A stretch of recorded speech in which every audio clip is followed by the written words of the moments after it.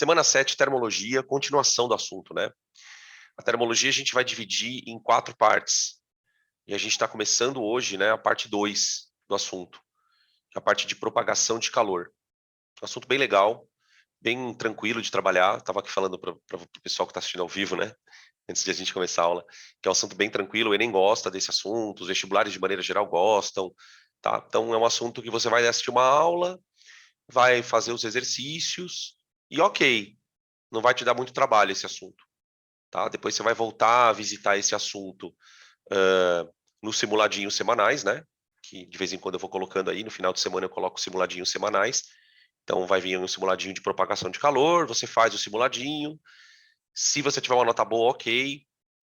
Aí tem os exercícios de casa. Fazendo isso já tá ótimo. Aí depois a gente vai falar disso só na revisão, tá? É um assunto que não, a gente não vai voltar muito nele, não. Beleza? Ó, a audiência subindo aqui.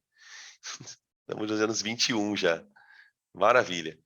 Então vamos começar aqui, ó. Aqui o nosso caminho. O nosso caminho, tá? A gente já percorreu o que está em amarelo. Conceitos preliminares, né?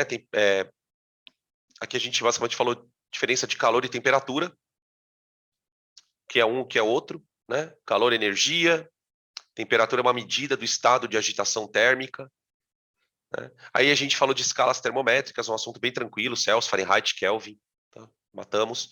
E aí a gente entra no caso 2, na parte 2, né? Que é processo de transferência de calor, tá bom? Então vamos lá. Parte 2, processo de transferência de calor. Bom, a gente começa a aula olhando para uma foto. A gente tem aqui 3 eventos corriqueiros, né? Primeiro evento aqui, uma carne na brasa, assando ali na grelha. Aí o segundo evento, uma pessoa ali manuseando um ar-condicionado, né? E o terceiro evento, as pessoas tomando sol lá na praia, tá? Um guarda-solzinho ali, para impedir um pouco do sol incidir na pele. O que a gente está observando nessas 3 fotos são 3 maneiras diferentes do calor andar. Eu vou usar essa palavra primeiro, tá? Vamos começar com uma palavra simples, andar. O calor, ele é energia térmica em trânsito, certo? Para o calor andar, é preciso que ocorra algum tipo de evento, né? 2 corpos são colocados em contato, né? Você tem uma reação liberando calor, ele vai fluir de um lado para o outro, enfim. A pergunta que a aula vai responder aqui é: como o calor anda? De que maneira o calor se propaga? Quais são as formas que o calor tem? E aí eu estou usando o plural, porque nós temos 3 formas de propagação de calor. E a nossa tarefa aqui é descrever cada uma delas e olhar para alguns exemplos do nosso dia a dia. Tudo bem? A primeira coisa que nós temos que ter em mente é que o calor ele pode se propagar de 2 maneiras, antes da gente entrar aqui nos processos. Então, olha só. O calor, ele é uma energia em movimento, certo? Ele é uma energia térmica em trânsito. Essa energia se movimenta onde? Onde o calor anda? O calor ele pode andar pela matéria,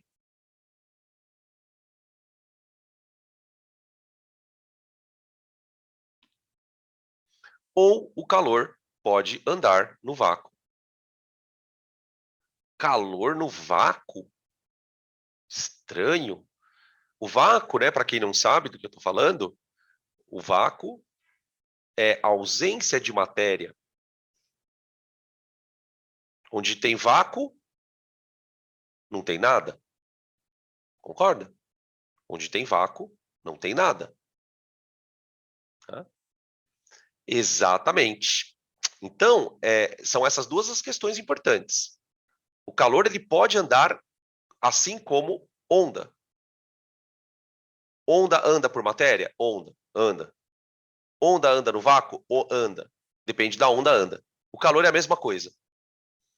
Tá, e aí, uma outra questão importante é o seguinte: dado que o calor. Peraí, opa, perdão. Dado que o calor anda pela matéria, dado que o calor anda pela matéria, ele vai andar pela matéria no estado sólido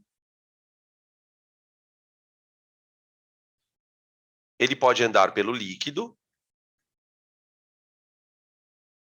e ele pode andar pelo gás. Só que o que nós vamos perceber ao longo da aula é que, dependendo do estado físico onde o calor se propaga, a forma de propagação vai ser diferente. Vai ser diferente. Tá? E no vácuo ele vai propagar de uma outra maneira. De uma outra maneira. Tá? E aí, então, a gente vai destrinchar aqui os 3 tipos de propagação. Tá? Então, a propagação depende do meio. Então, ó, a forma de propagação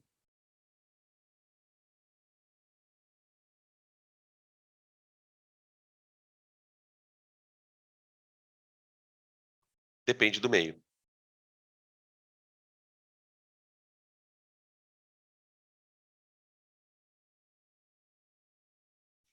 Tá? Então, uma das nossas tarefas aqui é fazer essa associação. Ah, então como é que o calor se propaga no sólido? Que é o que está acontecendo ali na carne. Tá? Como é que o calor se propaga no gás? Lá no ar-condicionado, né? O ar-condicionado ele vai retirando o calor do ambiente. Então, esse calor ele vai sendo roubado do ambiente. Vamos colocar essa palavra que ela é legal. O calor ele vai ser roubado do ambiente. Na medida em que o calor é roubado do ambiente, ele vai ser roubado de uma forma.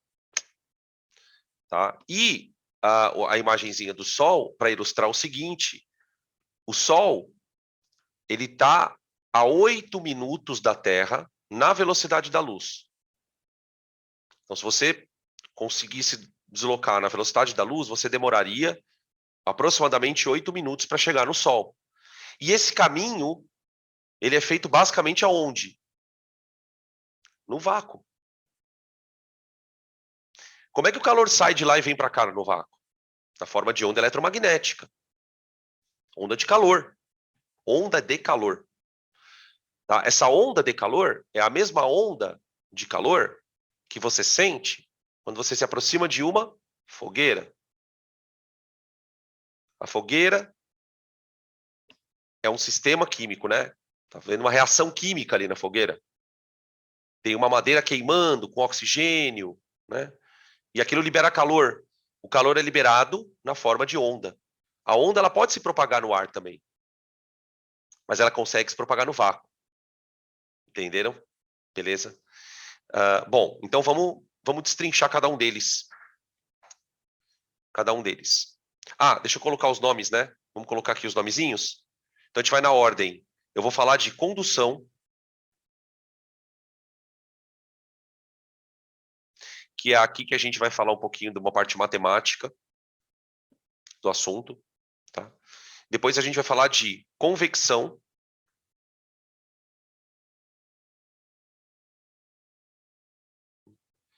Beleza? Então, a gente fala de corrente de convecção, que vocês usam a gente usa até para explicar algumas questões relativas a ecossistemas marinhos, né? Como é que a temperatura se distribui? Como é que o calor se distribui nos oceanos? A partir de correntes de convecção. Elas são importantes para a distribuição do calor, né? Então, a temperatura das águas, enfim. Tem um monte de coisa mesmo. Você pode falar um monte de coisa aqui desse assunto. E aí você tem a irradiação.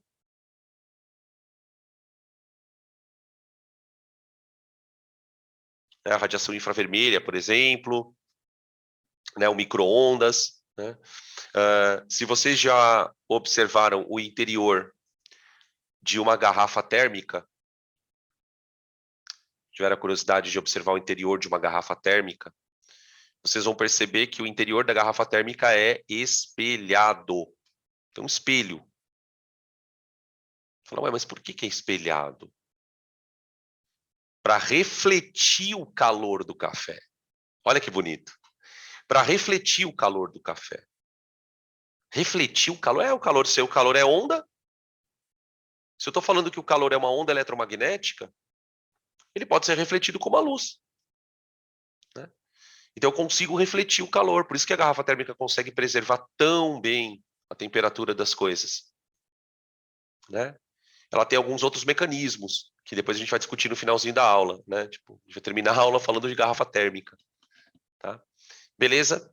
Então é esse o panorama da coisa. Tranquilo, pessoal?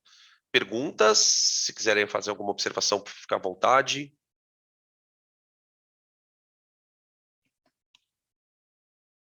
Tudo bem? Então vamos passar, vamos seguir o jogo aqui. E a audiência só sobe. Aqui. Condução. A condução, gente, ela acontece onde tem matéria. Tem matéria? Tem condução. Tem matéria, tem condução. Agora, é claro que a gente vai observar que a condução acontece muito mais facilmente nos sólidos. E vocês vão entender por que isso é assim. Né? Não é que não tenha condução no gás. O gás ele até conduz calor, mas não tão bem. Não tão bem. O líquido também conduz. Mas o líquido vai envolver uma outra questãozinha que daqui a pouco a gente fala. Tá? Mas quando a gente fala em condução mesmo, a gente geralmente pensa em sólidos. Sólidos, o calor vem todo ele por condução. Todo o calor vem por condução, tá? O que acontece, gente? A figurinha vai explicar tudo. Então, aqui a gente tem, né, à esquerda, a imagem macroscópica, né? Então, tipo, o cara pegou uma haste de metal, tá? E colocou a haste de metal, a extremidade dela, numa fonte de calor. Aqui. Então, está dando calor aqui. Energia térmica em trânsito. Né? Com o passar do tempo, a mãozinha do nosso querido amigo vai esquentar também. Se ele ficar segurando isso aqui por muito tempo, uma hora ele não vai nem conseguir aguentar segurar aqui. O calor ele vai andar pela placa, pela haste. Ele vai andar. Ele vai se propagar. Vocês sacaram a ideia? Como é que isso acontece? Né? Aí a gente olha para a figura da direita. O calor ele vai andar, né, de um lado ao outro, né, porque ele vai sendo transmitido pela agitação molecular. Né? Quando a substância recebe calor, por que a temperatura dela aumenta? A temperatura dela aumenta porque ela está ganhando agitação. Só que no estado sólido, as partículas estão muito pertinho uma da outra. Mas muito perto.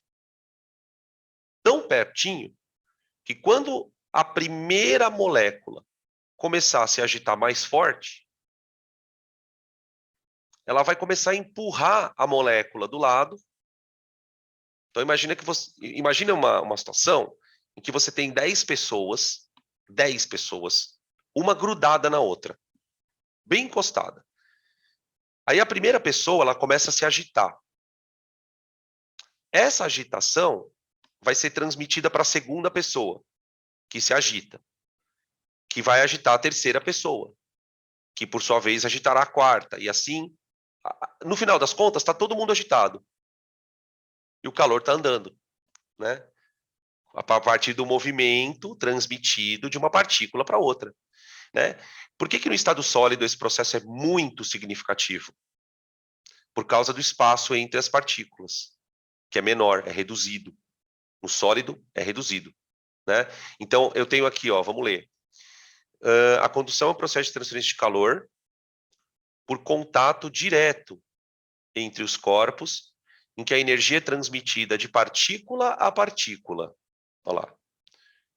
Desde o corpo que está em contato com a fonte, até o corpo que está na região mais fria. Né? Aqui ele está pensando em dois corpos. Você pode pensar nisso num corpo só. Né? Então, a condução depende de um meio material. É muito importante que você saiba disso, que a condução depende de um meio material. Não acontece no vácuo. Condução não tem vácuo. Né? Por quê? Porque não tem matéria para vibrar. Se a condução depende da matéria para vibrar, não tem matéria, não tem condução. Fica claro isso? Tá? E aqui, a gente vai entrar numa questão. Eu quero medir... como é que eu vou dizer? Eu quero medir a velocidade desse calor. O quão rápido ele anda. Quando a gente quer medir velocidade de alguma coisa, A gente precisa de tempo. Qualquer coisa que você vai medir velocidade, você vai precisar de tempo. A velocidade ela é uma medida relacionada a tempo, né? O conceito de rapidez, ele não tem como você definir alguma rapidez sem falar de tempo. Então a gente vai, para poder avaliar essa condução, a gente vai criar uma grandeza, tá? A nossa grandeza, ela vai se chamar, deixa eu colocar aqui, fluxo de calor. Definimos, então, o fluxo de calor.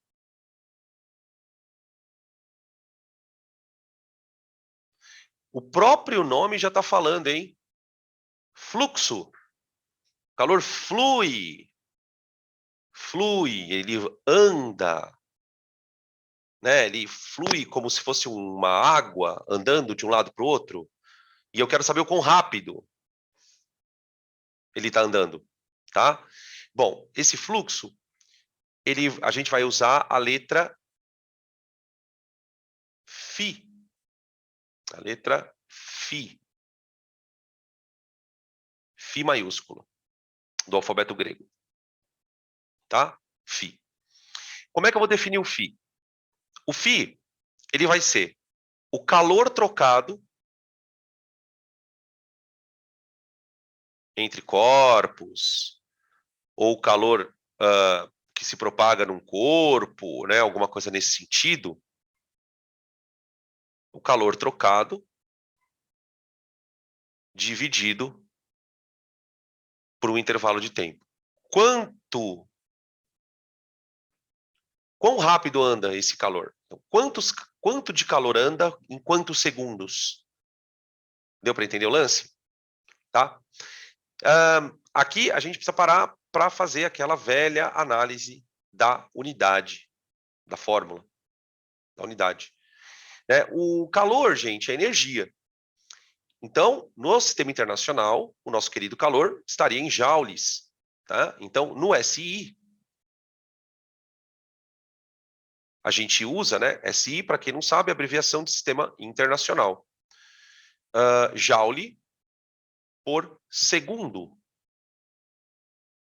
Tá? Joule por segundo. No entanto, eu posso usar uma variação dessa unidade. Não é SI aqui, hein? Caloria por segundo também. Tá? Isso não é SI. Eu vou colocar aqui, unidade é mais comum, tá? Comum. Tá? Então, quando você observar um dado desse tipo, né? Você está lendo uma questão, o fluxo de calor, 30 calorias por segundo. É a rapidez com que com que o calor está andando de um corpo a outro. Tá? Essa é a ideia de fluxo. Aqui eu queria fazer um adendo, né? Porque aqui a gente já começa a entrar nas questões de vestibular, né?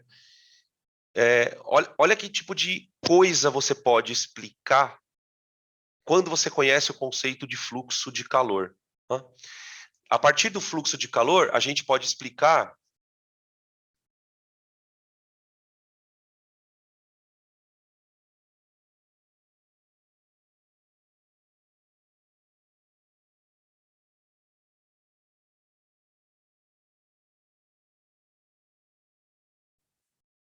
explicando a sensação de frio.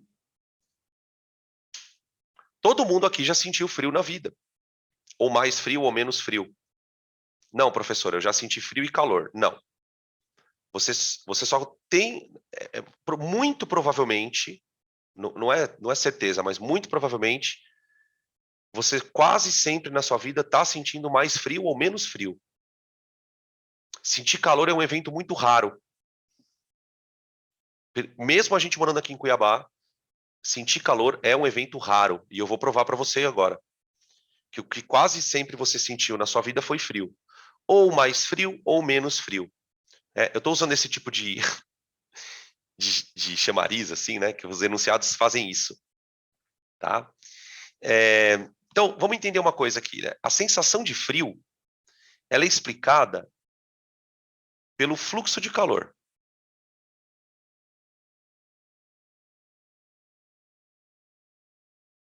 Entre o corpo.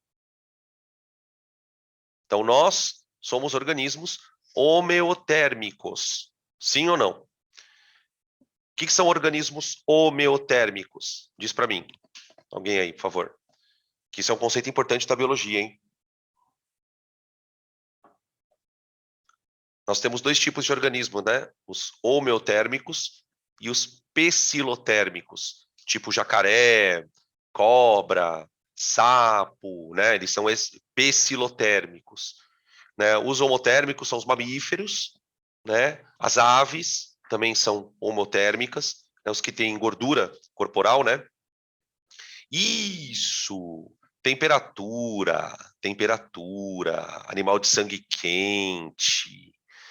O animal de sangue quente, na verdade, ele é um animal que consegue manter a sua temperatura independente do que está acontecendo fora dele.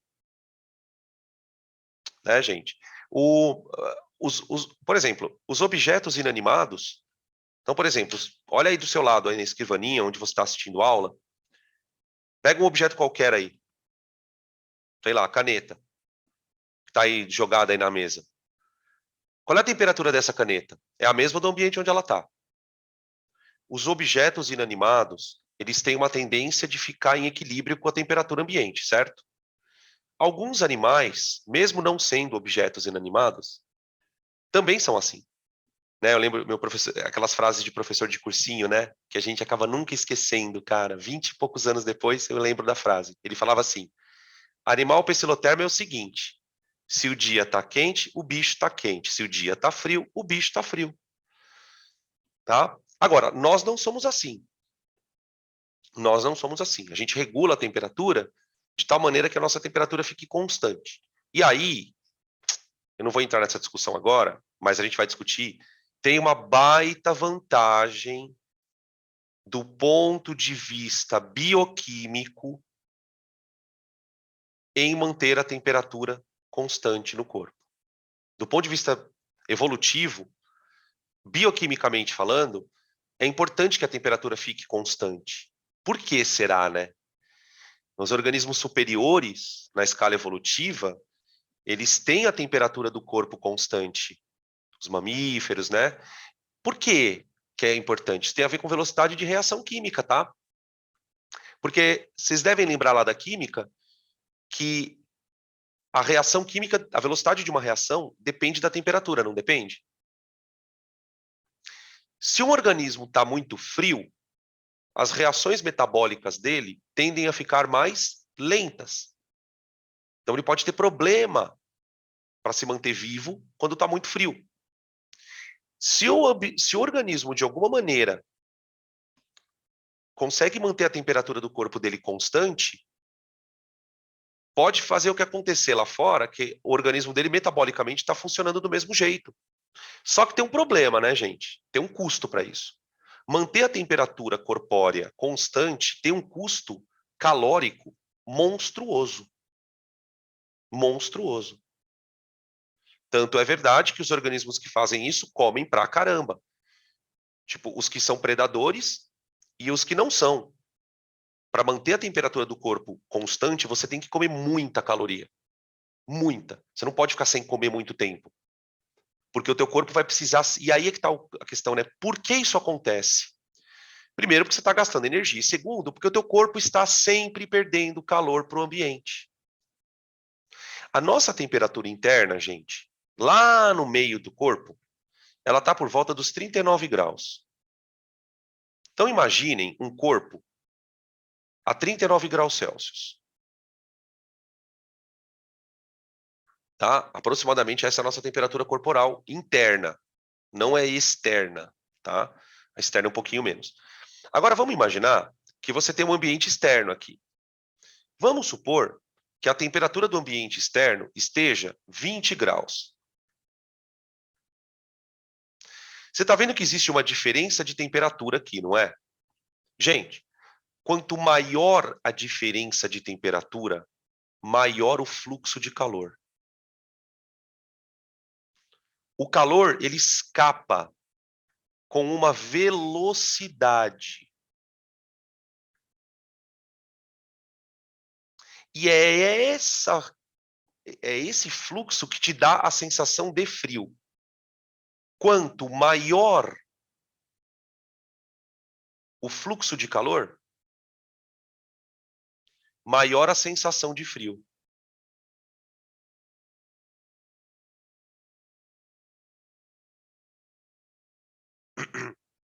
Maior a sensação de frio.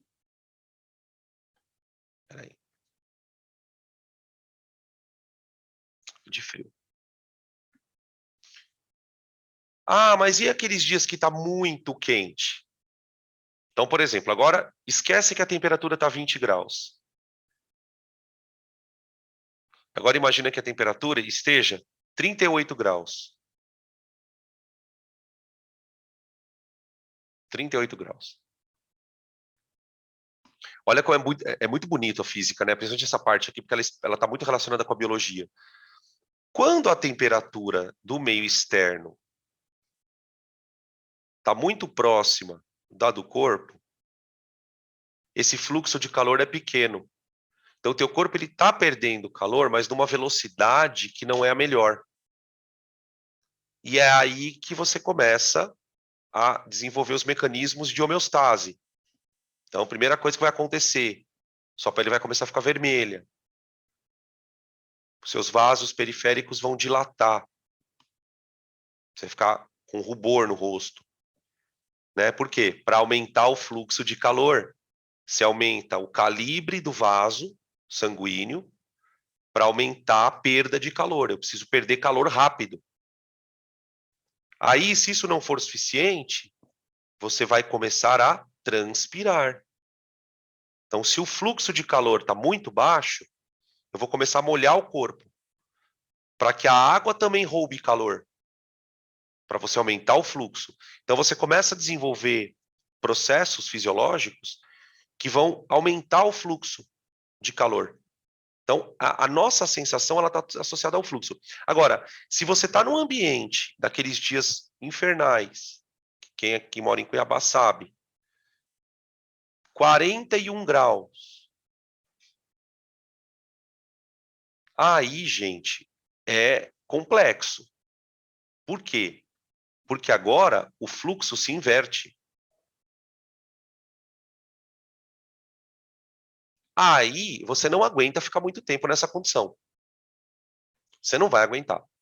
Num ambiente de temperatura acima da temperatura corpórea, 41, 42, 43, 44, né, no deserto, em alguns momentos chega a fazer 50 graus, ali você tem que parar o fluxo de calor. E como é que você para o fluxo de calor nesse caso, gente? Vamos ver se alguém pega rápido a ideia. Nesse caso, como é que eu evito esse fluxo de calor?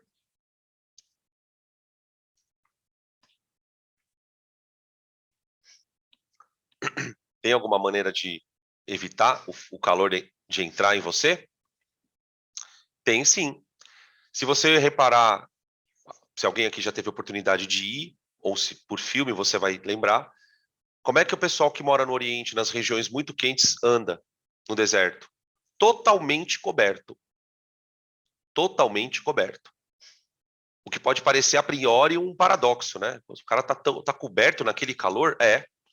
Porque ali a temperatura está tão alta que a única maneira que você tem de impedir o calor de entrar é cobrindo o próprio corpo. Estar coberto é melhor do que ficar exposto ao calor. O calor, você diminui a entrada de calor, tá? Então, o cobertor, gente, e aqui a gente também vai citar aqui uma questão muito famosa de vestibular, né? O que o cobertor faz? O cobertor, ele não esquenta ninguém. Embora a gente use essa expressão de maneira super tranquila, né? Pelo amor de Deus, né, gente? Não é para ficar também noiado. Ah, eu vou ficar quentinho aqui embaixo do cobertor, porque o cobertor vai me esquentar. Não, quem vai se esquentar é você. Com o seu próprio calor. O que o cobertor vai fazer é não deixar o calor escapar. Certo? No nosso corpo, quem faz isso muito bem são os pelos. né? Uma das funções do pelo, né, do ponto de vista evolutivo, né, é um certo isolante, um isolamento térmico, né? E alguém citou aqui no chat, eu estava só achando um momento ideal para poder fazer esse comentário, que a gordura é um isolante térmico também, né? Uma das características dos organismos homotermos é ter a hipoderme, né? A famosa hipoderme, que é aquela camada de gordura que fica na pele, na parte inferior, né? Tô sendo meio tosco agora, desculpa falar meio errado, mas ela é importante para não deixar o calor escapar com muita facilidade, tá? Tudo bem? Bom, aí a gente continua na matemática, a gente continua na condução, porque assim, do que é que depende essa condução? Então tá, eu já entendi que condução é uma rapidez, um calor, né, que vai andar pela matéria. E para medir esse calor que vai andar, eu vou determinar aqui uma grandeza chamada fluxo. E aí a gente vai observar no nosso dia a dia que algumas substâncias permitem que o calor ande de maneira mais rápida, né? Acho que a gente pode citar aqui, sem medo de errar, os metais. O metal esquenta muito rápido e também esfria muito rápido, né? E no outro extremo dessa história, a gente tem materiais como, por exemplo, o isopor, né? Que mais? Alguns tipos de polímeros, né? Tipo algumas espumas também não deixam o calor escapar, tá? Com muita a própria madeira, né? Também é um material que não deixa o calor andar. Então a gente vai criar aqui categorias, né? Que a gente vai chamar de condutores e isolantes, de maneira mais genérica, condutores e isolantes, tá? Só que aí que está a questão. Então, o que é um condutor? Um condutor é um corpo que deixa o calor andar. Condutor térmico, tá, gente? Eu tô falando de condutor, tipo, não é um condutor elétrico, é um condutor térmico. E o isolante é aquele que deixa o calor andar mais devagar, tipo isopor, tá? Bom, como é que a gente vai definir, ou definir não, essa palavra está errada. Como é que a gente vai saber do que depende este fluxo? Quais são os fatores que tornam um corpo melhor ou pior condutor? Tá? Então a gente vai fazer um estudo matemático agora, que vai culminar numa fórmula. Tá? Aqui a gente tem exemplos, perdão, de materiais à sua esquerda, né? Isopor e a panela de metal. E à sua direita aqui você tem um iglu, feito de gelo. E curiosamente o gelo é um excelente isolante. Tá? Aqui tem um carinho, ó, o cara tá com uma fogueirinha acesa lá dentro. Deve estar bem quentinho lá dentro. Tá? Mesmo sendo de gelo, né? Então, a gente vai falar um pouquinho sobre isso. E aí, a gente precisa, então, imaginar de que maneira eu vou investigar isso. Então, eu quero saber por que coisas conduzem mais ou menos. Quais são os fatores que afetam esse fenômeno, né, de condução. Então, a gente vai imaginar uma experiência. Nós vamos imaginar uma experiência que foi feita em laboratório, e aí a partir dessa experiência, a gente vai chegar numa fórmula, tá? Como que vai funcionar a nossa experiência? Tá aqui, ó. Eu tenho um objeto metálico, uma barra de metal, da qual eu vou estudar o comportamento de condução. Quero saber como é que ela conduz calor, tá? Então, a primeira coisa que eu fiz foi colocar essa barra metálica dentro de um isolante. Então, você observa aqui no desenho, perdão, você observa aqui no desenho, ó, a barra está aqui, ó, e aqui está o isolante, tá? Para não deixar o calor embora. E aí eu vou grudar duas extremidades da barra em dois corpos, cada um numa temperatura diferente. Tá? Então, por exemplo, você pode fazer no laboratório como? Você pode colocar uma parte dela grudada num bloco de gelo e o outro aqui você coloca na água fervendo. Então, você tem duas temperaturas bem diferentes. Tá? E eu vou deixar o calor andar. Tá? O calor ele vai andar do corpo de maior temperatura para o corpo de menor temperatura. Tá? Algumas coisas são importantes. Eu conheço do que a barra é feita Eu conheço do que a barra é feita. Então, ela pode ser feita de cobre, de alumínio, de vidro, X. Eu conheço o comprimento da barra. Esse L é o comprimento da barra. E eu conheço a área da barra. Aqui, ó. Ela está grudada aqui na parede, não está? Ela está grudada, ela está encostada na parede. Eu conheço a área da barra. Então, a gente vai observar o seguinte, que o fluxo de calor... Então, vamos escrever aqui, ó.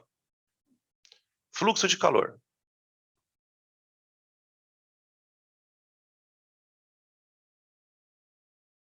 Bom, primeiro, depende do tipo de material. Isso a gente já imaginava.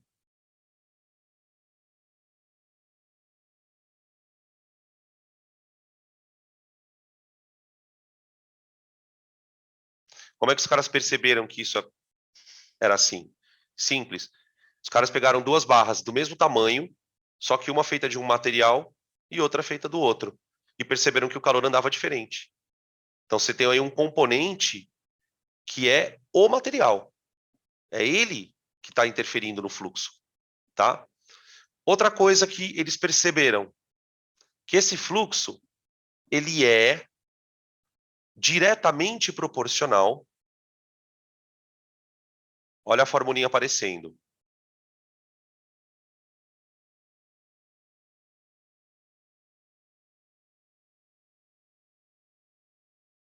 A diferença de temperatura entre os meios.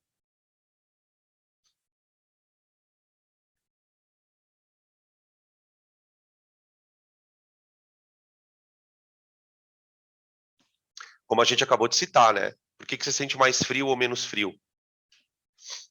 Você sente mais frio ou menos frio por causa da diferença de temperatura entre o seu corpo e o meio externo. Então, quando você está num ambiente com ar-condicionado, você está com uma temperatura, o ambiente está numa temperatura mais baixa, então o teu organismo perde calor mais rápido.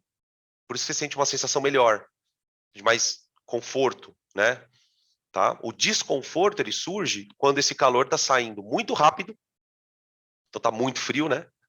Ou quando esse calor está saindo muito devagar, está muito quente.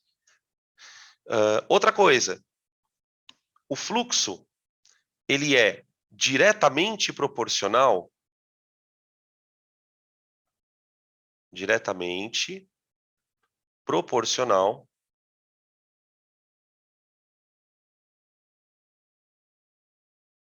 à área de contato da barra. Contato.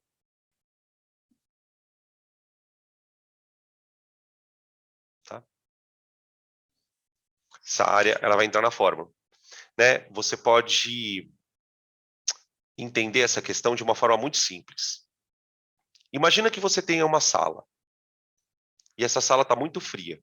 Tem um ar-condicionado ligado lá dentro. Eu vou abrir a porta.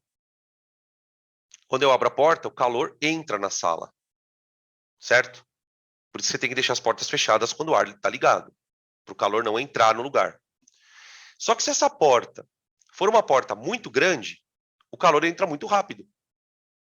Então, quando você coloca dois corpos em contato para o calor andar, quanto maior o buraco por onde o calor anda, pensa desse jeito que é fácil. Quanto maior a área do buraco que o calor vai andar, mais rápido ele anda. Então, por exemplo, se essa barra fosse uma barra grossa, o calor andaria mais rápido do que se ela for uma barra fina. Como se fosse um encanamento, né? Encanamento de calor é boa. Encanamento de calor, tá? Tudo bem? Tranquilos? E a outra coisa da fórmula, né? O fluxo é inversamente proporcional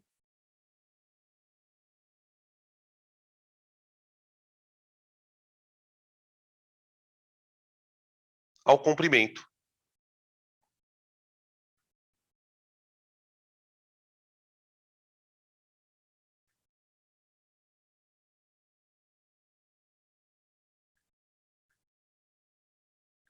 O que faz um certo sentido, né?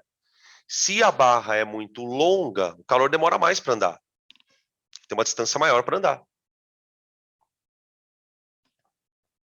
Então, o fluxo de calor ele vai ser maior se o corpo é pequeno.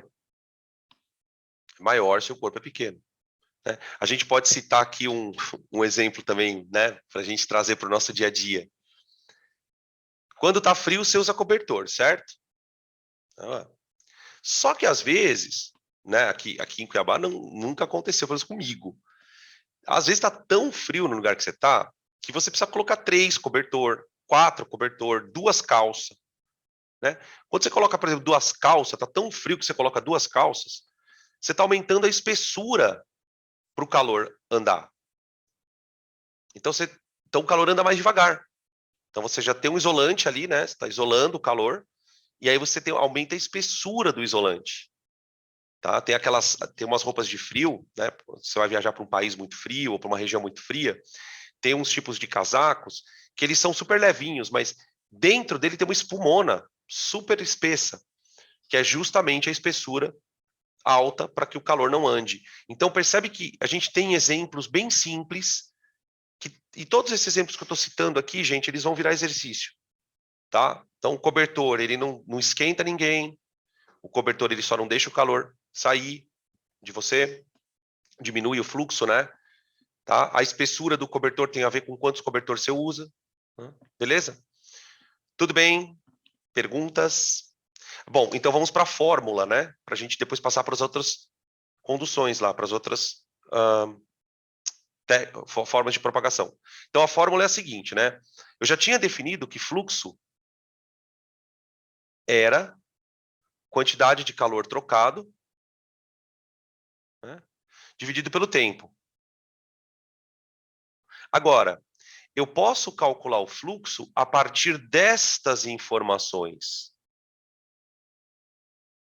Conhecendo algumas informações do corpo, eu consigo calcular o fluxo naquele corpo. Então, o fluxo ele vai ser igual a um número que eu vou chamar de K vezes A vezes delta teta dividido por L. Vamos traduzir? Bom, conforme eu falei para vocês, o fluxo ele depende do material, certo? Esse depende do material, ele vai aparecer na forma de uma constante, chamada constante de condutividade térmica. Depois vou mostrar para vocês o que ela é. Cada material tem a sua constante de condutividade térmica. Alumínio, cobre, ferro, madeira, barro, argila, porcelana. Tá? Diretamente proporcional à diferença de temperatura. Quem é a diferença de temperatura? Delta teta. Quanto maior o delta teta, maior o fluxo, certo?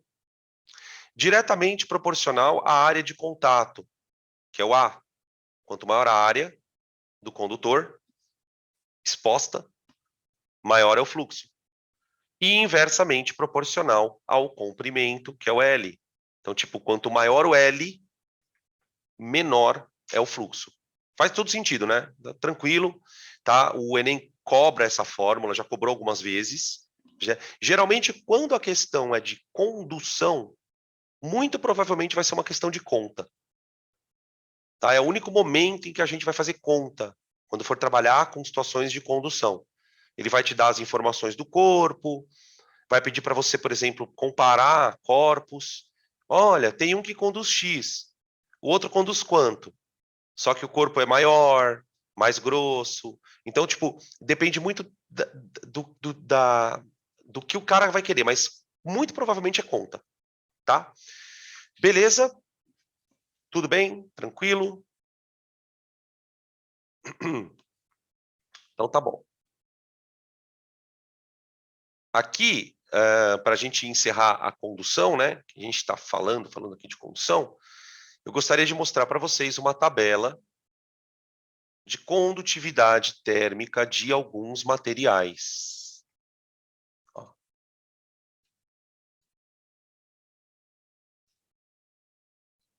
Ó. Material: prata, cobre, alumínio, tungstênio, ferro, vidro, água, tijolo, madeira, o tipo da madeira, né, ó, fibra de vidro, espuma de poliestireno, ar e espuma de poliuretano, tá? Olha a unidade do coeficiente, joule por segundo metro Kelvin. Isso é a unidade da constante, tá, gente? Essas constantes o exercício vai te dar, né? Não precisa nem dizer que você não vai decorar. O que eu queria que vocês analisassem aqui, que é o que o Enem gosta de fazer, é o que esses dados mostram. Veja, você tem materiais como prata, cobre, alumínio, que são metais, né? Que têm coeficiente de condutividade muito alta. Então, esse tipo de metal, ele esquenta rápido, de material, né? Ele esquenta rápido, esfria rápido, né? Se alguém aqui já teve a oportunidade de cozinhar com panela de ferro, as panelas de ferro, elas são super tradicionais na cozinha rústica, né? Na cozinha da roça. E a comida fica gostosa mesmo, ela fica diferente quando você faz um frango com quiabo na panela de ferro, né? Você vai fritar uma pururuca ali. Só que quem já cozinhou com panela de ferro deve saber que a panela de ferro demora para esquentar. Quando você compara com a panela de alumínio, que é a que a gente tem em casa, né? Acho que, não sei se alguém aqui tem costume de cozinhar com panela de ferro, né? Porque gasta muito gás, né? Então, você vê que o próprio, se você olhar para o alumínio e para o ferro, você já vê uma diferença significativa, né? Olha a prata, gente, como ela conduz bem calor, né? E o cobre também, né? Tá? Aí você pega materiais que são mais refratários. Vocês já devem ter ouvido tua mãe falar na cozinha, tua avó, tua tia. Oh, pega o refratário lá para mim. O que é o refratário? O Tupperware, o frasco de vidro. O vidro, gente, ele tem um coeficiente de condutividade bem baixinho. Bem baixinho. Ele segura bem o calor. Ele segura bem o calor, né? Então, a gente usa muito vidro também na cozinha, né? Tem panelas que são de vidro. Elas são panelas que armazenam melhor o calor. Então, por exemplo, se você faz um arroz numa panela de vidro e deixa ele, depois que terminar, né, esfriar, você vai perceber que ele demora muito mais para esfriar do que uma panela de metal, tá? Percebe? Então, estão captando a ideia, né? A água também, ó, é isolante, não conduz muito bem calor, tá? O tijolo, né, que é usado na construção civil, né? Então, por que eu uso tijolo na construção civil? Principalmente aqui no Brasil, que a gente tem muito calor. Se alguém aqui já foi para os Estados Unidos, por exemplo, sabe que lá nos Estados Unidos as casas não são de alvenaria. Não é a casa inteira de alvenaria, né? Principalmente em regiões mais frias, né? A tendência dos caras é usar madeira. A madeira, ela tem uma condutividade até mais baixa que a do tijolo. Né? Então, por exemplo, o tijolo, ele conduz bem, ele conduz mal o calor, mas não tanto quanto a madeira. Então, por exemplo, o tijolo é bom para não deixar calor entrar, por exemplo. O tijolo é bom para não deixar o calor entrar. Né? Num ambiente que está muito frio, por que o tijolo passa a não ser tão ideal? Do ponto de vista térmico, tá, gente? Eu não estou discutindo outras coisas, preço, nada disso. O tijolo, ele esfria muito durante o frio. Então, o ideal seria fazer com que a casa fosse isolada de alguma maneira, para não deixar o calor produzido, né, na casa sair. Então, a madeira é um material mais adequado. Queria também citar aqui, ó, o ar. E esse material aqui, gente, poliuretano, ele ficou muito famoso, infelizmente, por conta do episódio lá dos meninos do Ninho do Urubu, lá do Flamengo, do futebol de base, que aconteceu acho que há 2 anos atrás. Os meninos morreram queimados num container, né? E o container pegou fogo muito rápido, né? O container ele tinha ar-condicionado dentro, não era. Peraí. O ar-condicionado estava meio mal instalado, aquelas coisas que a gente, né, depois fica sabendo, né? E para isolar, os caras usavam no container poliuretano, que é uma espuma, que é bem isolante, ó. Ela é bem isolante. Tá vendo? E só que ela pega fogo muito rápido.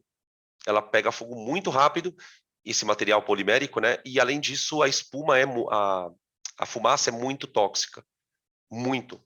Então acabou que pela perícia lá, né? Eles acabaram morrendo mesmo asfixiados. Não chegaram nem a morrer por conta da queimadura em si. A maioria deles morreu mesmo, enfim. Tá. Tudo bem? Então, aqui está o coeficiente de condutividade dos caras.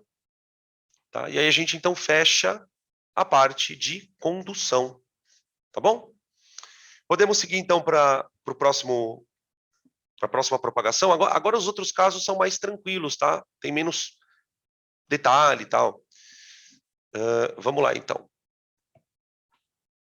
Aqui.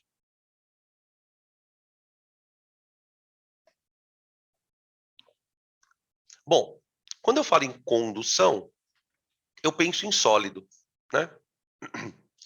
Quando eu falo em convecção, aí eu estou falando de fluidos. Fluidos. O que é um fluido? Fluido é aquilo que escorre. Que escorre. Os líquidos são fluidos e os gases também são fluidos. Né? Quando eu abro a janela, o vento entra. O vento, ou ele entra ou ele sai, mas ele entra, né? Ele escorre pela janela. Ele escorre, tá? É claro que essa capacidade de escorrer, né? Ela é diferente do líquido para o gás. O gás escorre muito mais, ele é menos viscoso, né? Existe uma grandeza que na física a gente estuda, no ensino médio não se fala muito dela, né? Que é coeficiente de viscosidade, é o quanto o cara é viscoso. Né? Os líquidos, eles têm uma viscosidade maior, eles têm mais dificuldade para escorrer, alguns mais do que outros, né? O óleo, por exemplo, é mais viscoso do que a água, enfim. Então o líquido ele consegue andar, né? Pensa nessa ideia de que o fluido, uma coisa fluida, é uma coisa que se movimenta, ela se molda. Então se eu coloco um líquido numa chaleira, ele fica com a forma da chaleira. Se eu coloco um líquido num copo, ele fica com a forma do copo, certo? E esse movimento, gente, ele vai servir para fazer o calor andar. A convecção é o movimento de calor dentro de um líquido ou de um gás. Só que este movimento acontece por conta de uma outra propriedade, que é a densidade. Então, antes da gente falar da convecção, vamos lembrar aqui rapidamente que a densidade, gente, uma propriedade específica, né, de um líquido ou de um gás ou de um sólido, de qualquer coisa. A densidade é uma relação entre a massa do corpo dividida pelo seu volume. Tudo bem? Só que tem um detalhe que a gente às vezes não se toca, não se toca, mas não se atém. O volume de um corpo, né, o espaço que o corpo ocupa, né, o volume nada mais é do que o espaço ocupado por um corpo. O volume de um corpo ele depende da temperatura.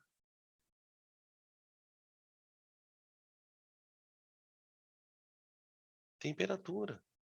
A temperatura, gente, ela causa mudança de volume nos corpos. O corpo pode dilatar. A parte 4 da termologia vai trabalhar com dilatação. Só que o que acontece? O líquido e o gás, ele dilata demais quando ele é esquentado. Quando eu dou calor para um gás, gente, o volume dele muda muito. Não é que nem um sólido. Sólido também dilata, mas dilata quase nada. Quase nada. Já o líquido dilata bastante. O líquido, ele dilata mais ou menos de 10 a 100 vezes mais do que um sólido. Só para você ter uma noção. E o gás, ele dilata muito mais. Então, o que acaba acontecendo? Existe uma sequência de eventos. Então, ó, imagina que você tem um líquido. Tudo bem? Tá lá, o líquido. Lindo, maravilhoso. Aí eu vou e dou o calor para o líquido. Eu aqueço. Quando eu aqueço, o líquido aumenta a temperatura.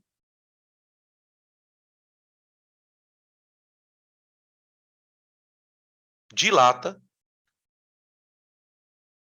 E, portanto, diminui a densidade.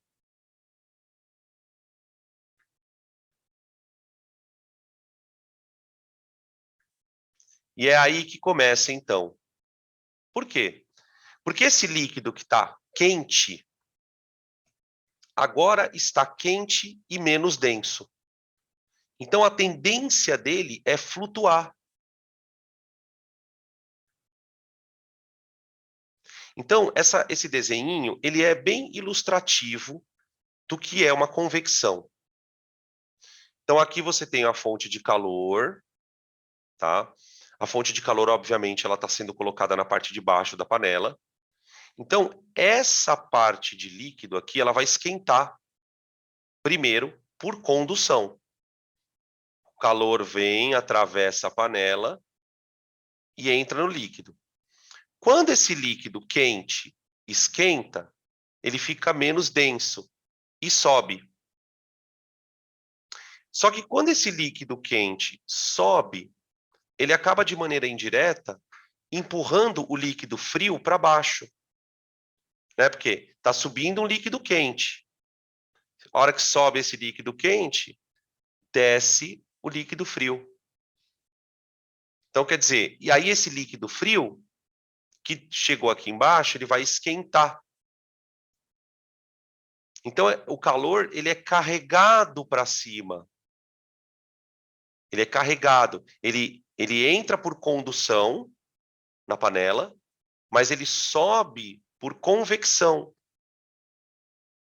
Né? Aí o líquido frio desce, esquenta e leva o calor para cima. Então é o fluido que está levando o calor, né? No final das contas. Ele está levando o calor, mas por diferença de densidade. Por diferença de densidade. Tá? Então a convecção acontece desta maneira. Tá? O ar quente sobe, o ar frio desce. O líquido quente sobe, o líquido frio desce. Diferença de densidade. Acabou. Você tem uma série de eventos que ocorrem por causa de convecções, tanto na atmosfera, né, não preciso nem dizer, como no mar. Tá? Nos mares, principalmente, você tem correntes de convecção, que são responsáveis para a movimentação de nutrientes. Tem um fenômeno na biologia muito legal de estudar, vocês já devem ter estudado, chamado ressurgência. A ressurgência, eu não lembro muito bem os detalhes, tá? Mas eu lembro mais ou menos como é que funciona. É quando, por conta de movimentação de água, os nutrientes acabam se movimentando também. Porque imagina quanto nutriente tem no solo do mar, dos oceanos ali. Então, quando ocorre uma ressurgência de água, essas correntes começam a se movimentar muito bruscamente, esses nutrientes sobem e isso é bom para as espécies, né? Aumenta a oferta de nutriente, enfim. Né? Tudo bem? Tranquilos? Não tem fórmula, aqui a coisa é muito tranquila. Parece uma aula de ensino fundamental. Perguntas até aqui, gurizada?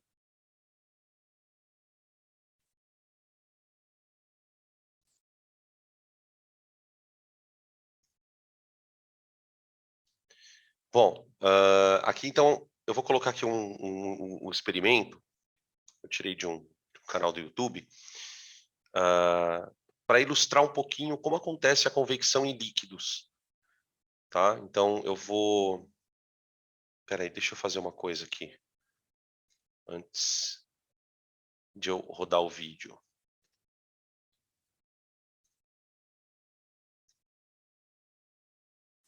Vou colocar aqui o som na tela. Share sound. Pronto.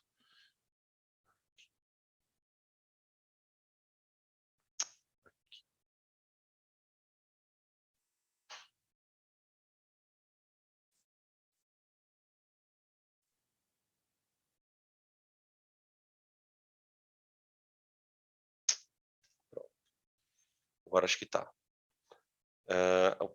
Provavelmente vocês vão escutar o som, tá? Se vocês não estiverem escutando o áudio, vocês me avisem aqui que eu dou uma olhada, mas acho que não vai ter problema não. Ah, eu acho que esse não tem áudio não. Esse nem tem áudio, ó. Água, temperatura ambiente. Então aqui eu tenho água, temperatura ambiente. E aqui eu tenho 2 frascos com corante. tá? Aqui tem água com gelo, tá? E aqui tem água quente. Ele vai explicar isso aqui, ó.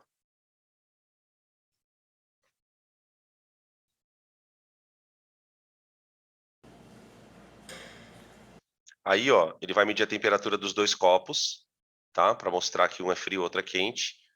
E esses copos de plástico, ó, eles estão furados embaixo. Então, na hora que ele jogar o líquido aqui, o líquido vai escorrer para dentro dessa água aqui, tá? E aí vocês vão perceber o líquido se movimentando. Água 25. Água 3 graus Celsius. 88 graus Celsius. Ali, água quente e água fria. Agora, vamos colocar. Água fria. Ó a água fria, ó. Descendo.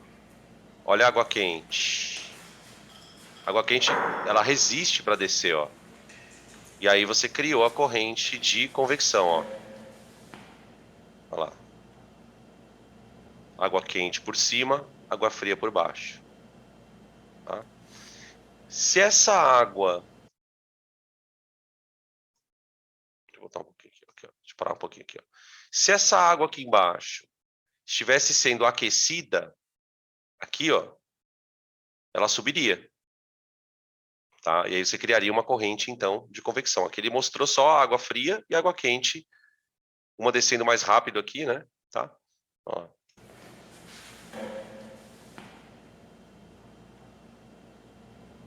Imagina em gás isso, né? Imagina com gás, como que isso acontece. Acontece muito mais quando é gás. Tá? Beleza.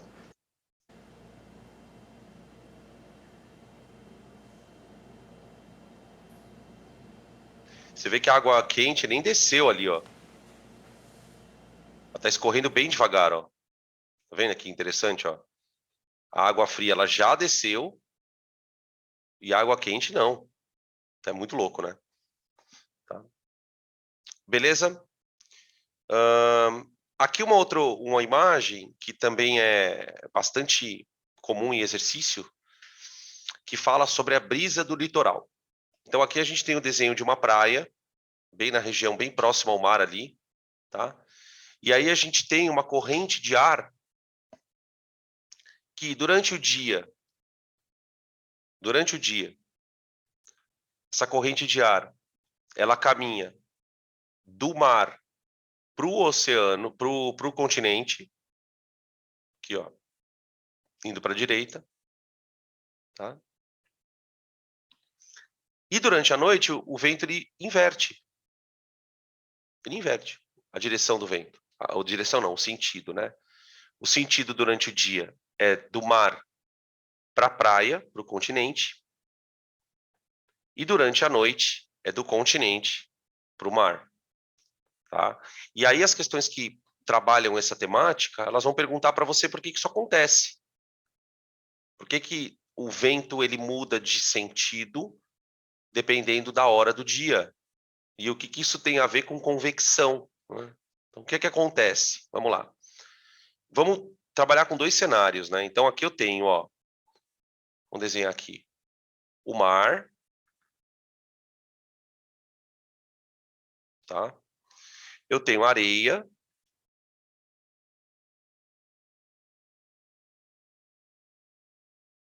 e eu tenho o sol emitindo calor, certo? Emitindo calor. Isso durante o dia. Esse calor, ele tende a aquecer tanto a água como a areia. Só que a areia, ela aquece mais durante o dia. Se você já pisou na areia da praia durante o dia, você sabe do que eu estou falando. A areia fica super quente. Qual é o problema da areia ficar quente? Que na parte bem acima da areia, forma-se uma camada de ar quente.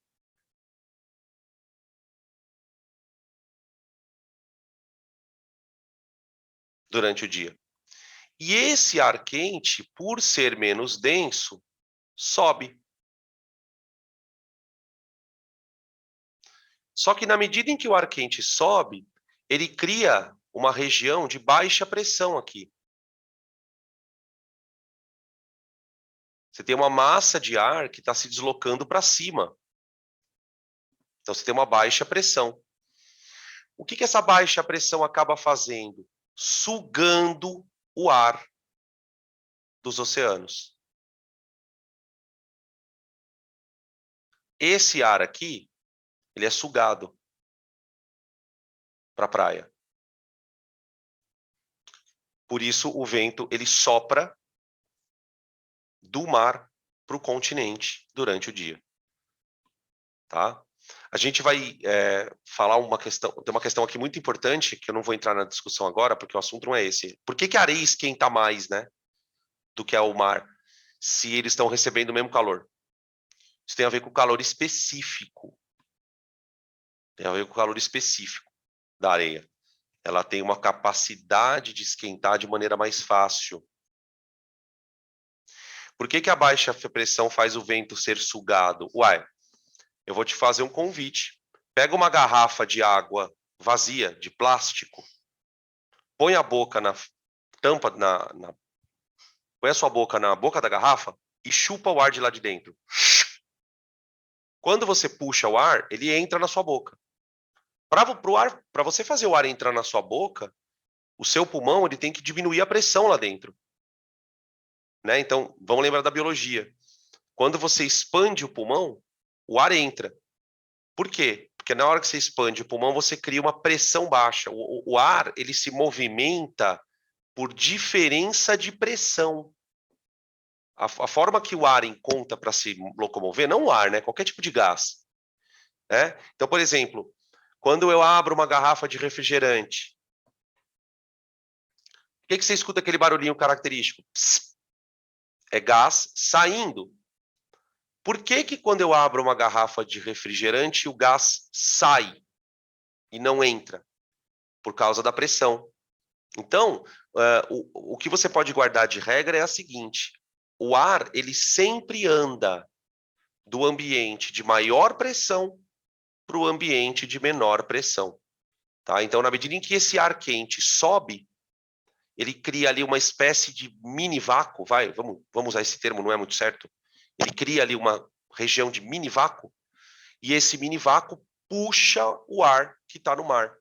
Esse ar frio, esse ar fresco que vem do mar para o continente, tá? Eu não sei se ficou claro mais ou menos a ideia. Agora, e de noite? E de noite? De noite o negócio é o seguinte: de noite a areia está mais fria. Então você tem mar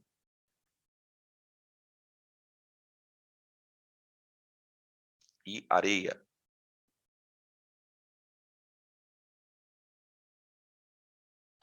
Agora, a areia ela esfria com mais facilidade.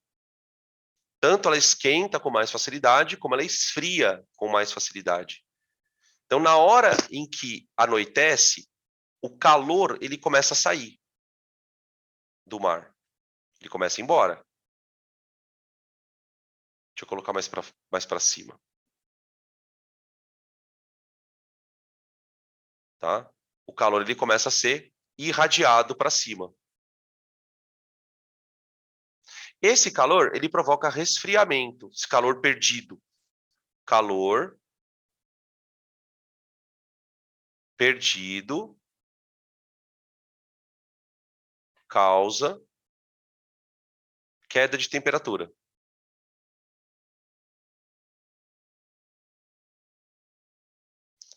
Tá.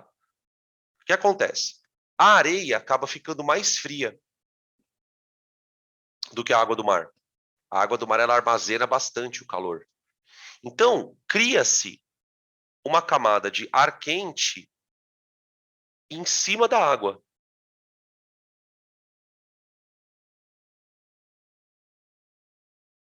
Esse ar quente sobe, criando uma região de baixa pressão aqui,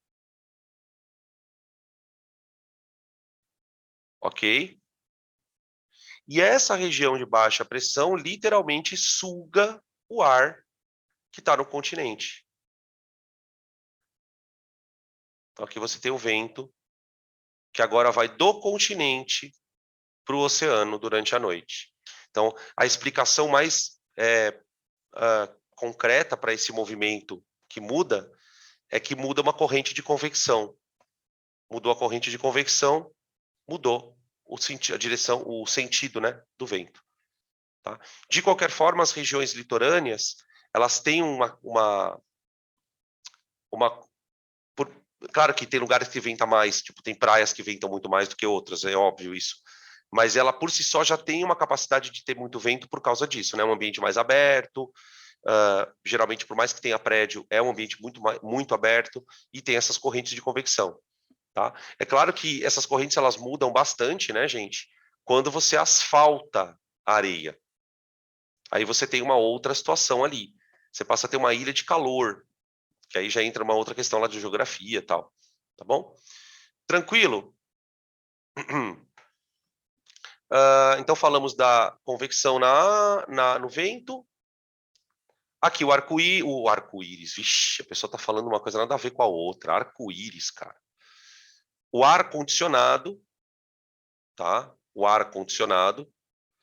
Aqui a gente tem o ar-condicionado instalado na parte superior, tá?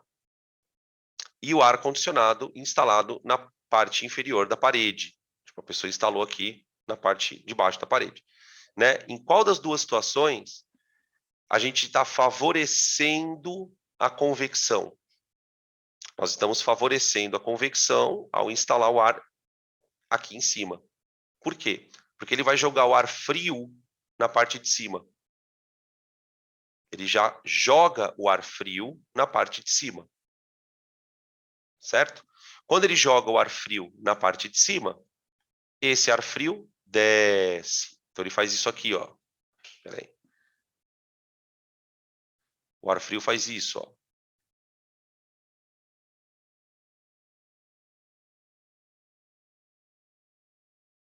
Tá? Quando o ar frio desce, ele obriga o ar quente a subir. Então, quando você instala o ar-condicionado na parte de cima, a temperatura ela fica mais homogênea no ambiente. Tá? Por quê? Porque você cria uma corrente que vai sempre deixando o ambiente refrescado. Quando você instala o ar-condicionado na parte de baixo, você acaba criando uma camada de ar frio aqui embaixo. Claro, né, que quem estiver deitado aqui na cama vai ficar bem geladinho. E aqui em cima você vai criar uma camada de ar quente. Mas essa camada de ar quente, ela não vai descer nunca. Por quê? Porque o ar frio não vai subir. Então você cria uma distribuição de temperatura mais irregular ali naquele ambiente. Então isso vai obrigar o ar-condicionado a trabalhar mais, né? Então isso acaba, de uma certa forma, acaba gastando um pouco mais de energia, tá? Beleza? Por isso que o aquecedor fica instalado na parte de baixo. Isso. O aquecedor, olha que legal essa observação que fizeram aqui. O aquecedor, ele é o contrário, né? É interessante que ele fique embaixo mesmo. Né? Ele fica embaixo, ele cria uma camada de ar quente ali, esse ar quente suba, né? Obriga o ar frio a descer, então ele consegue distribuir melhor o calor. Né? Para o aquecedor funcionar direitinho, ele precisa estar embaixo. Né? Então, são duas situações bem legais para ilustrar. Tá? Obrigado pela observação aqui. Deixa eu ver se tem mais alguma coisa de convecção. Acho que não. Ah, tem. Né? Quando que a convecção se torna um problema? Quando ela para de acontecer. Quando ela para de acontecer. A convecção ela é muito importante na atmosfera da gente, porque ela dispersa poluentes. Ela dispersa poluentes. Ela espalha poluentes. Tá? Por que isso acontece? Como a cidade grande ela tem muito concreto, muito asfalto, então você cria um fenômeno chamado ilha de calor. certo? Então, a cidade, ela é um aquecedor ambulante. Ambulante não, porque está parada, né? Ela é um aquecedor. Então, cria-se o que a gente chama, né, de gradiente de temperatura. Ó, na parte mais próxima da cidade, o ar está bem quente. Tá? A radiação solar bate, o prédio absorve, esquenta, né? À medida que você vai subindo, o ar ele vai ficando mais frio. Então, naturalmente, você tem uma convecção acontecendo. E quando essa convecção acontece, o ar quente sobe. Quando o ar quente sobe, ele carrega consigo as partículas. Então, você afasta um pouco a poluição da cidade. Você deixa ela mais lá para cima, né? Então, é importante que a convecção aconteça, tá? Só que, em algumas épocas do ano, em lugares onde existe um invernozinho, como, por exemplo, é em São Paulo, né? O inverno de São Paulo, ele está associado a temperaturas baixas e estiagem.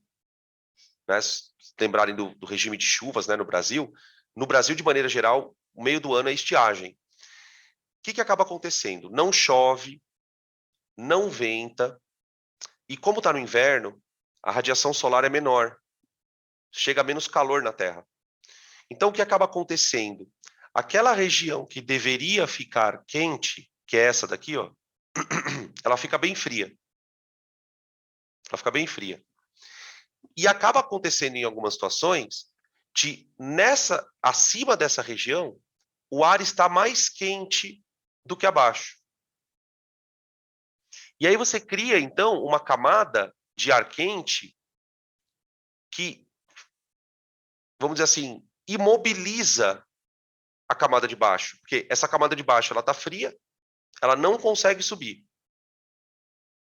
Tá? Essa camada de ar frio, ela também não consegue vir para cá. Então, quer dizer, você meio que isola essa região. Isso dificulta a dispersão de poluentes. Então, aqueles dias do ano em que você acorda de manhã, principalmente no inverno, né? No inverno acontece isso muito. Você pode perceber que nessa época do ano não acontece. Por quê? Porque chove muito. Então, quando chove, dispersa os poluentes naturalmente. Agora, se não chove e está frio, acontece essa bolha que fica. Então, a gente chama de inversão térmica, tá? Beleza? É um problema ambiental muito associado a grandes centros urbanos, né? Cidades como São Paulo, Londres, né? Na China, tem um monte de lugar assim, tá? Em alguns lugares, por exemplo, na China, o governo muitas vezes tem que decretar feriado, porque a poluição está tão grande que as crianças não podem ir para a escola, os hospitais começam a ficar muito com síndrome respiratória, aí os caras já ficam preocupados se é alguma coisa relacionada a algum vírus, né? Então, você pode perceber que o chinês, de maneira geral, ele está bem acostumado a andar de máscara. Tem a questão dos vírus, óbvio, e tem a questão da poluição também, tá? O japonês também faz muito isso lá em Tóquio. Beleza? Bom, é isso. E aí a gente chega, então, na irradiação.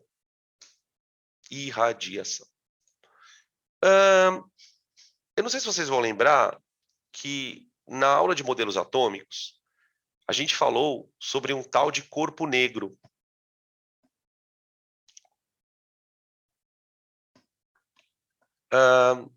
A irradiação, gente, ela acontece geralmente quando um corpo está aquecido. Tá? Ele não precisa estar uma temperatura muito alta para irradiar. Tá? A irradiação, ela é energia eletromagnética, então tipo como se fosse luz, tá? Que um corpo emite porque está a uma certa temperatura. O simples fato do corpo estar a uma certa temperatura fará com que ele emita radiação eletromagnética. Né? Então, por exemplo, os dispositivos que a gente usa, né, de visão noturna, binóculo de visão noturna, né, eles capturam uma radiação que o olho não vê. Né? O nosso olho ele consegue ver luz, mas ele não vê infravermelho. Ele não vê ultravioleta. Ele não consegue ver, mas algumas radiações ele vê. A radiação infravermelha, em especial, ela é muito importante aqui, porque é ela que traz calor. Quando um corpo está emitindo radiação infravermelha, ele está emitindo ondas de calor. E aí, o que essas ondas são, né? Que você precisa lembrar. Elas são ondas eletromagnéticas,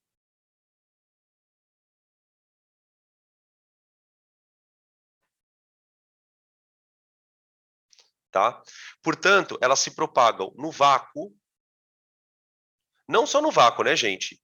Também se propagam em meios materiais, também, mas elas especificamente no vácuo, com velocidade 3 vezes 10 à oitava metros por segundo, ou seja, é a velocidade da luz. Calor anda à velocidade da luz, no vácuo, na forma de onda. Ele pode ser refletido como uma luz, ele pode ser refletido, né? Então, por exemplo, vamos fazer um exercício de viagem aqui mental. Uma das maneiras de você diminuir a incidência de radiação do Sol na Terra seria instalar espelhos para refletir a luz. Ao refletir a luz, você também está refletindo o calor junto. Espelhos gigantes que, de alguma maneira, conseguiriam diminuir a intensidade de radiação. Não estou falando que isso é possível, tá, gente? Mas se você entrar no YouTube e começar a fuçar, você vai encontrar tudo quanto é coisa. Tá? Aqui eu tenho uma imagem de um corpo esquentado, o corpo foi aquecido, né? E você percebe que ele está emitindo luz aqui, ó. E percebe que a luz que ele emite está bem na faixa do vermelho, tá vendo? Está bem na faixa do vermelho, tá? Quem descobriu essa questão aqui da luz associada a aquecimento foi o Planck, né? Eu não sei se vocês vão lembrar que na aula de modelos atômicos, inclusive, eu apresentei para vocês essa equação aqui, ó. Equação de Planck. O que o Planck considera? Que a onda eletromagnética, que tem uma frequência, carrega energia. Então, para explicar, ele cria uma ideia de que essa energia ela é quantizada, ela tem valores específicos. Então, quando o corpo está emitindo radiação, na faixa do infravermelho, ele está emitindo um tipo de onda, com um tipo de energia, tá? E aí ele explica de maneira bem detalhada, né? Esse gráfico que vocês estão vendo aqui. Esse gráfico, gente, ele mostra o que um corpo aquecido emite. Esse corpo ele está a 37 graus. Temperatura do nosso corpo. Tá? E aí, o que esse gráfico mostra? Vamos dar uma lida nos eixos. Ó, no eixo Y, unidades arbitrárias de I. Tá vendo I? Sabe o que é I? Intensidade da onda que ele está emitindo.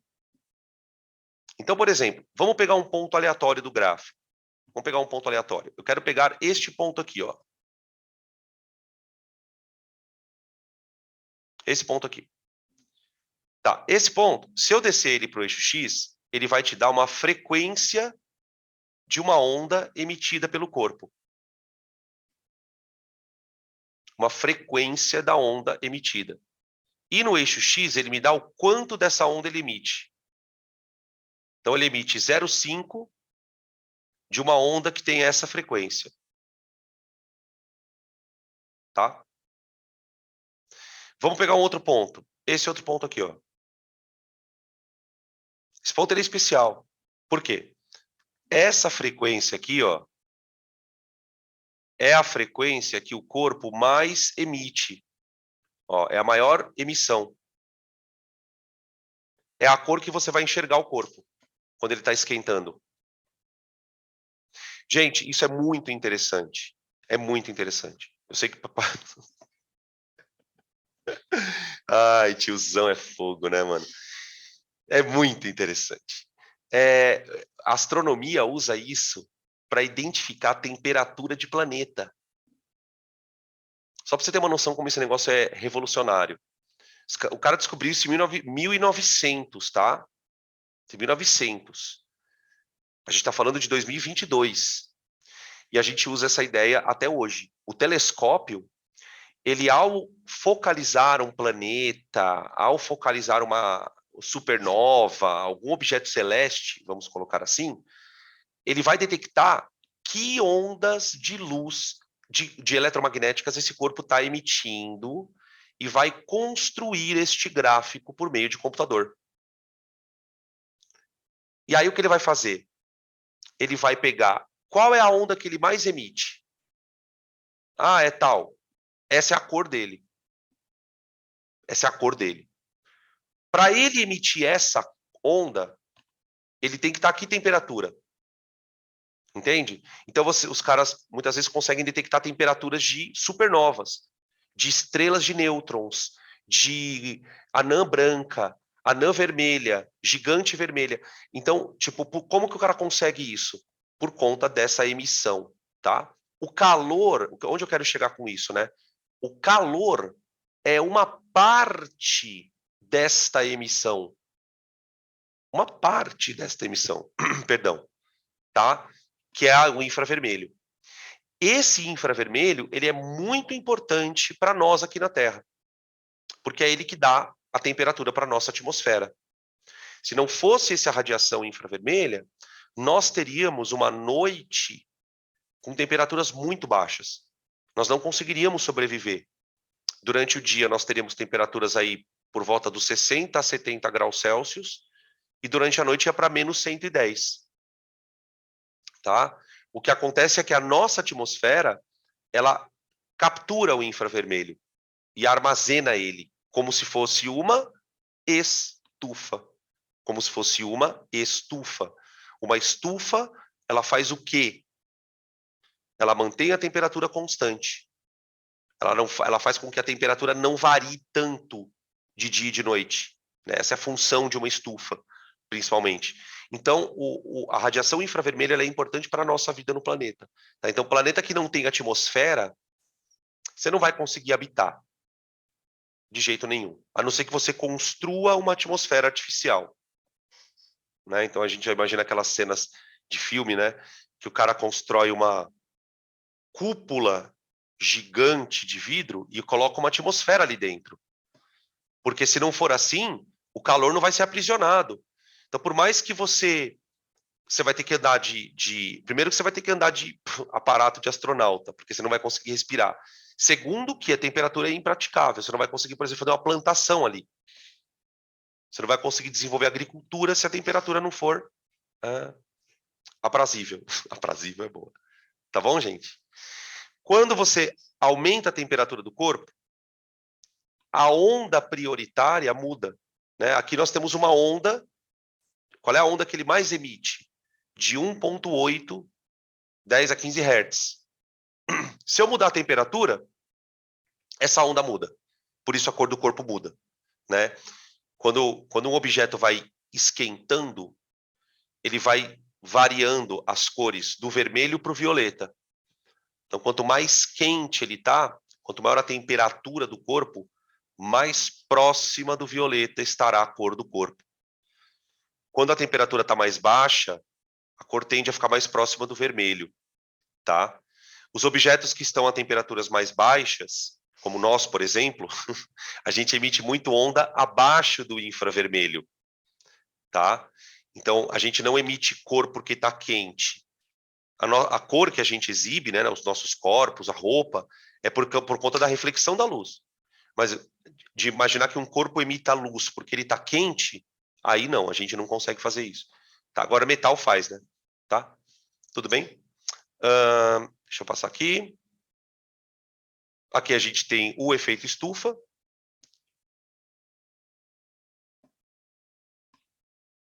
Em relação ao efeito estufa, eu quero mostrar uma coisa para vocês aqui.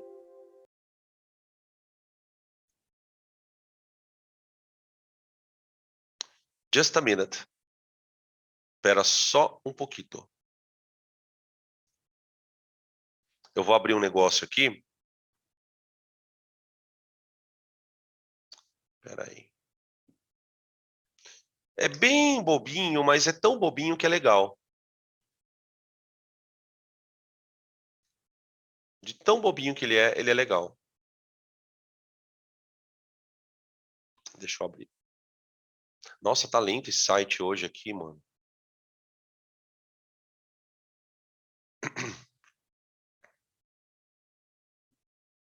Tá super lento. Agora foi. Cadê? Ah, achei. Tá aqui.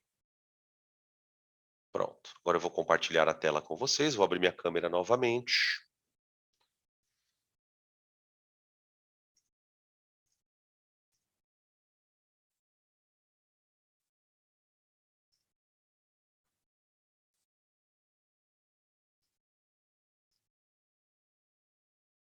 Vocês devem estar vendo a tela do simulador, que está abrindo aqui.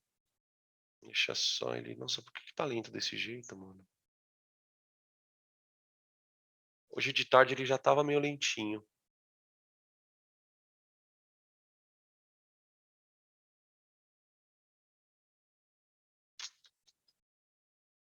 Ai, será que não vai rodar, gente? Hoje de tarde eu testei ele.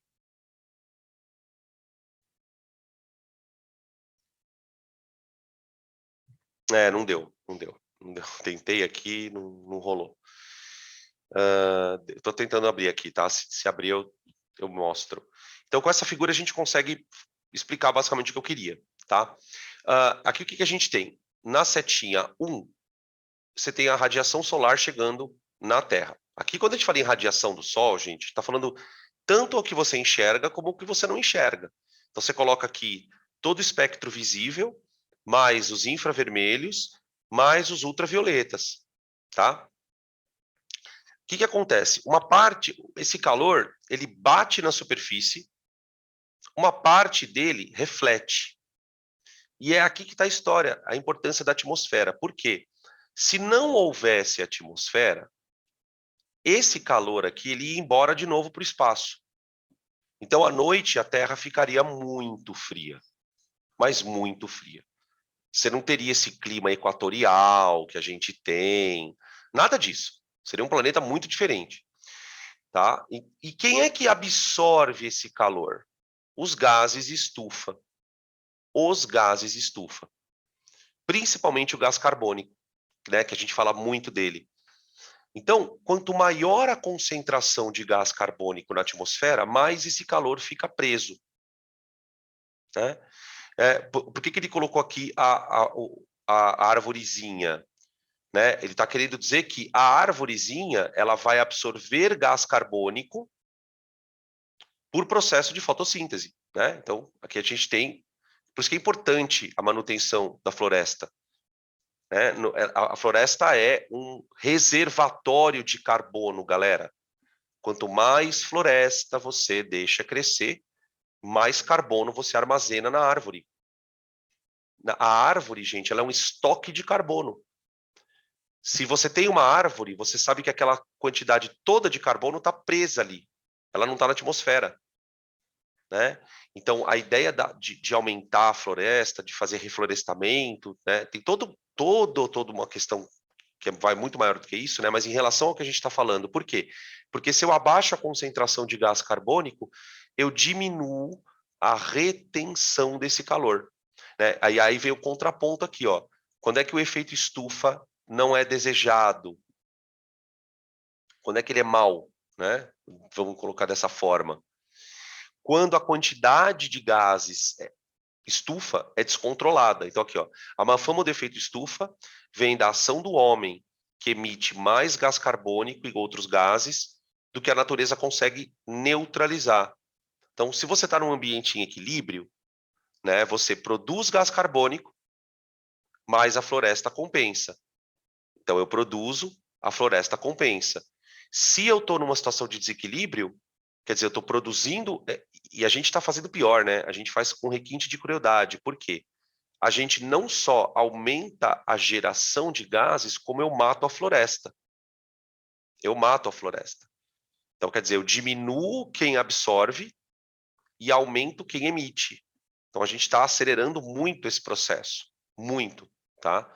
Sem contar as outras questões ambientais, biológicas, de ecossistemas, né, de espécies, enfim, não vou entrar nessa discussão, tá?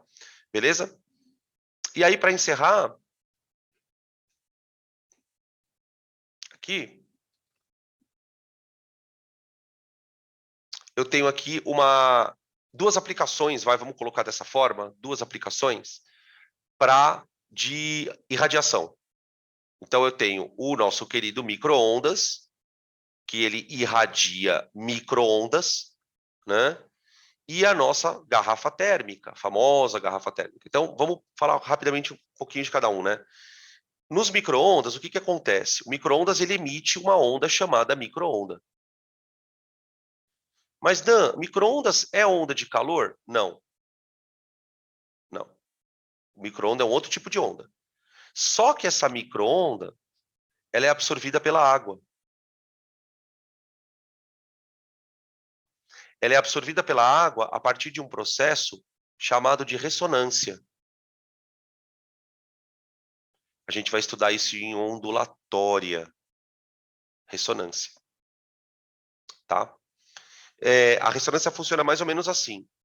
A molécula de água, ela tem uma agitação natural dela. Ela tem uma frequência de agitação. É muito louco isso, né? As moléculas se movimentam.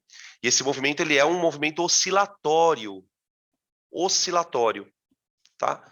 Só que acontece que existem ondas que têm a mesma frequência do movimento de uma molécula. Existem ondas, vou repetir, que têm a mesma frequência do movimento de uma molécula. Quando essa onda incide nessa molécula, essa molécula absorve a onda. Só que, gente, absorver onda é absorver energia. O que acontece com a molécula quando ela absorve energia? Ela se agita mais. Ela oscila mais. E, portanto, ela aumenta a temperatura. Então, a micro-ondas, por ressonância, é absorvida pela água e a água aumenta a temperatura.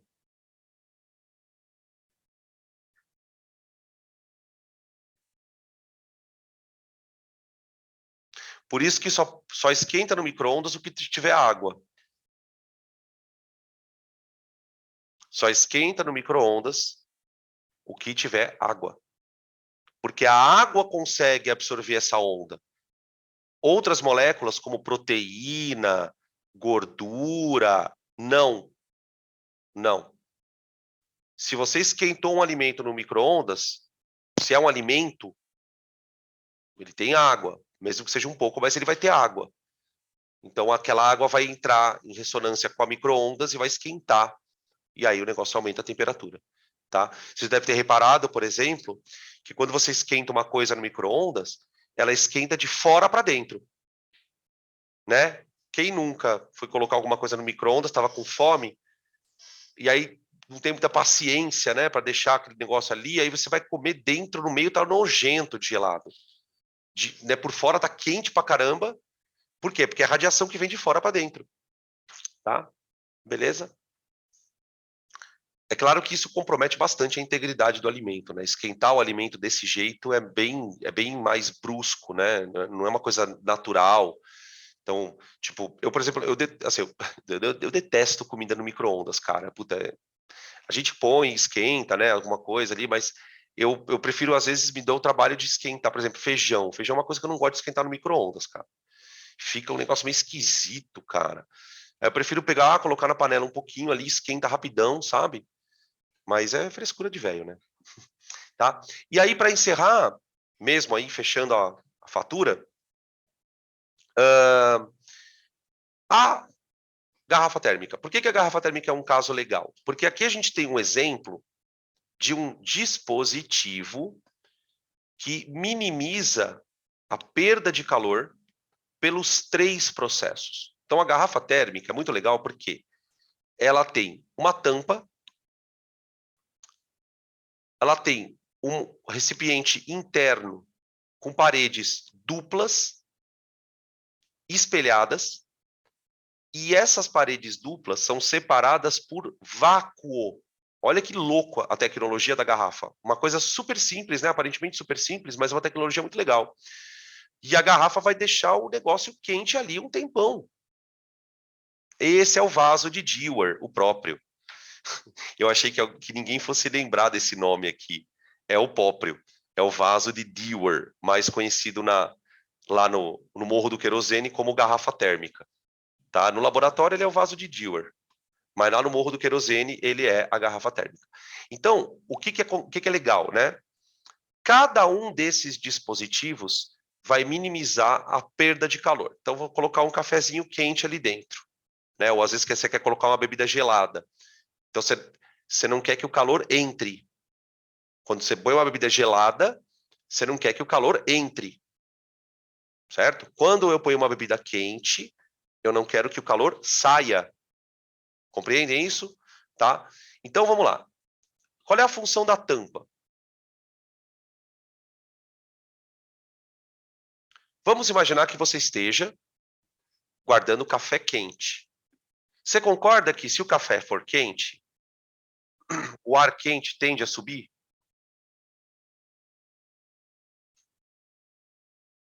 Se o ar quente subir e a garrafa estiver aberta, o calor vai embora muito mais rápido.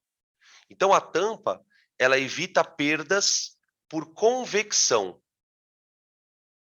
do ar, né? Sobretudo do ar. Evita perdas por convecção.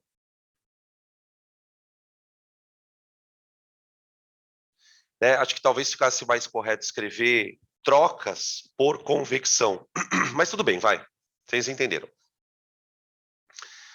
Parede espelhada.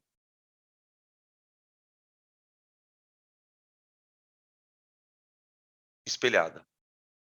O que a parede espelhada garante? Que toda a radiação infravermelha de calor, porque o café está quente. O café está quente. Perdão, gente, eu tô com soluço. O café está quente. Se o café está quente, ele está emitindo radiação. Acabou de sair do fogo lá, quase 100 graus Celsius. Está emitindo bastante radiação. Se você põe um espelho, então ele evita perdas por irradiação. O espelho reflete, tá? Da parede espelhada. E o vácuo entre as paredes, vácuo é a ausência de matéria, não é? O que não acontece no vácuo? Hã? O que não acontece no vácuo? Condução. Exatamente. Condução. Evita perdas por condução. Opa. Aí a gente consegue entender, né, de maneira bem simples, qual é o milagre que uma garrafa térmica faz para manter tanto tempo o cafezinho quente. Né? Não é só a tampa, a tampa é o de menos, né? Não que ela não seja importante, claro que ela é. Mas o espelhinho na parede e esse vácuo, isso faz toda a diferença. Porque assim, como a garrafa é sólida, gente, ela tende a perder muito calor por condução. Muito, muito. Tanto é que se você pega um copo e põe bebida quente no copo, ele esfria rapidão, certo? Agora, se você evita o calor de ir embora por condução, você tá minimizando muito a perda de calor. Você está minimizando demais, tá? Beleza? Então, esse é o famoso vaso de Dewar. Vaso de Dewar. Deixa eu ver que tem uma pergunta aqui. Prof, uma vez eu estava fazendo chá com pressa e tinha que misturar o mel. Aí eu decidi chacoalhar a garrafa para misturar bem, sem ter que pegar a colher. A tampa meio que explodiu e saiu água quente por todo lado. Faz sentido. Faz sentido. Né? Por quê? Você está aquecendo água quente. Você acabou de fazer chá. Então, aquela água estava a 100 graus, quase. Gente, aquecer água quente é que nem aquecer uma bebida com gás. Se a tampa não estiver bem isolada, bem rosqueada, pode estourar sim. Ela devia estar bem cheia, a garrafa, né? Provavelmente. Você devia estar com a garrafa já próxima da boca, então a pressão ficou muito grande, né? Porque se tem muito espaço vazio, se a garrafa está vazia, isso não acontece. O problema é que a garrafa já estava cheia, então não tinha muito espaço vazio. Você coloca muito gás ali, quente, pode acontecer mesmo de da tampa estourar. Mas que azar, hein? Puta merda. Tudo bem? Tranquilos, então, crianças? Perguntas? Podemos, então, ir nos despedindo, tá? A gente não fez os exercícios hoje, não tem problema, tá? Não vai dar tempo de fazer todos, então, na próxima aula, a gente entra e faz os exercícios. Tá bom, gurizada?